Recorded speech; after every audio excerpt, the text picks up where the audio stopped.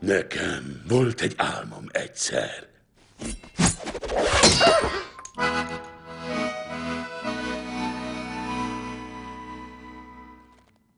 Tőlem minden ember retteg, én sosem ülök veszteg, és megbánja ki, én velem fog kezet. Tudom, szörnyen rút vagyok, mégis arra gondolok, hogy egyszer híres zongorista leszek. Van egy kedvenc-szerző, úgy hívják, hogy Mozart. Neki minden hangja kincset ér. Nekem életem, halálom, hogy a muzsikáját játszom. Igen, a szívem mélyén álmok hada él. Nagyon is él, nagyon is él. Bár a kampomhoz már sokszor tapadt vér. Bizony eltörtem pár csontot, nektek most csak annyit mondok, a szívem mélyén álmok hada él.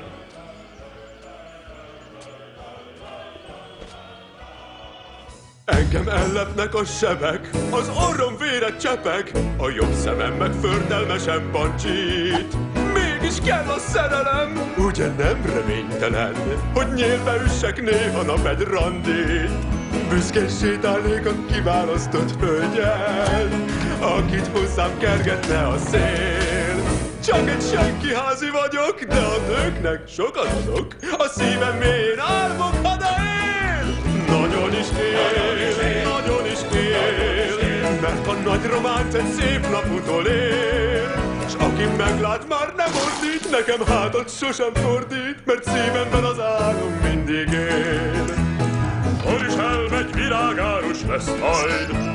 Günther már egy lakberendező. Ulf művészkedő, Attila Piti nyerő. Röjzerket, Millervar, Anna bábjátékról val. És Vladimir sárból éget egy szarvót. Veled mi a helyzet? Bocsi velem. mi a te álmod? Nem, bocs, srácok. Nincs nóta.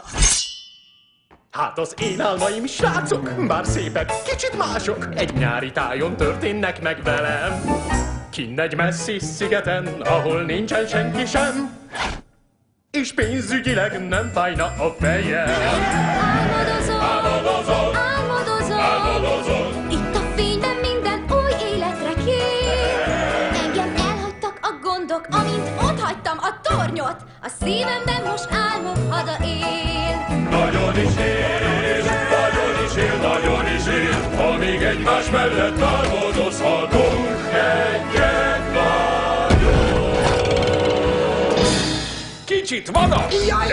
No de optimista vadak, Mert szívünk mélyén álmok haza él. Nagyon is él.